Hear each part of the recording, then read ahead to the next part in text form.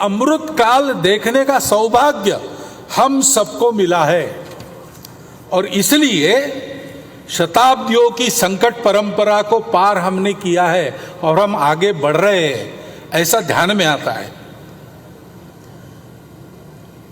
हमने सदाचार अहिंसा की शिक्षा देने वाले भगवान महावीर जी का 2550वां वर्ष हम संपन्न कर रहे हैं।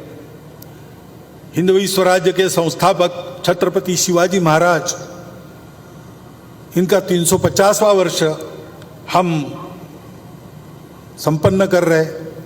महर्षि दयानंद सरस्वती, जिन्होंने अंग्रेजों के गुलामी से मुक्त होने के लिए, योग्य बनने के लिए हमको फिर से अपने मूल की ओर खींचा और उसकी स्पष्ट और यथार्थ कल्पना दी, रूढ़ी कुरीतियों को बाजू रखकर वास्तविक अर्थ क्या है वो बताया। उनका 200वां वर्ष हम संपन्न कर रहे। ऐसे ही रानी दुर्गावती, भारतीय महिलाओं की शक्ति, उद्यम, साहस, धैर्य, बुद्धि, शक्ति, पराक्रम, प्रशासकीय कुशलता, प्रजाहित दक्षता, इसका परिचय देने वाली, उनका 500वां वर्ष। और साथ साथ भक्ति का परिचय देने वाली संत मीराबाई, इनका 550वां वर्ष। ये अभी हम संपन्न करने वाले हैं, आगे उनका वर्ष है। ऐसे ही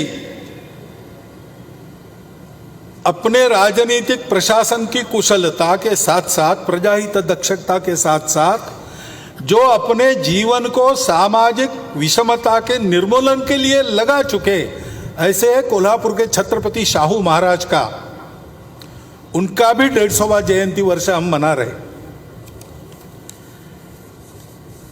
अभी अभी हमने संपन्न किया, तमिलनाडु में एक संत हो गए, वल्ललार जी, श्री रामलिंगम वल्ललार जी। उन्होंने अपने जवानी से ही स्वतंत्रता की अलग समाज में जगाना प्रारंभ किया। उन्होंने कहा कि हमारे देश में जो दरिद्रता दिख रही, भूखे लोग दिख रहे, वो अंग्रेजों के गुलामी के प्रतीक है और उसका उपाय मैं करूंगा। तो उन्होंने पहले अन्नदान प्रारंभ किया। उस समय तमिलनाडु में जो चूल्हा उन्होंने अन्नदान के लिए जलाया, वो आज भी जल रहा है और वहां अन्नदान कार्यक्रम चल रहा है।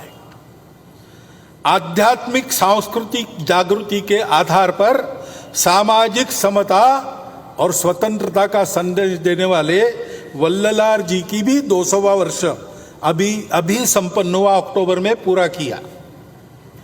इन सब महापुरुषों के द्वारा हमको ये संदेश मिलते हैं सामाजिक समरसता के, स्व के गौरव के, अपने परंपरा के, दुनिया को देने के लिए हमारे पास क्या क्या है उसके।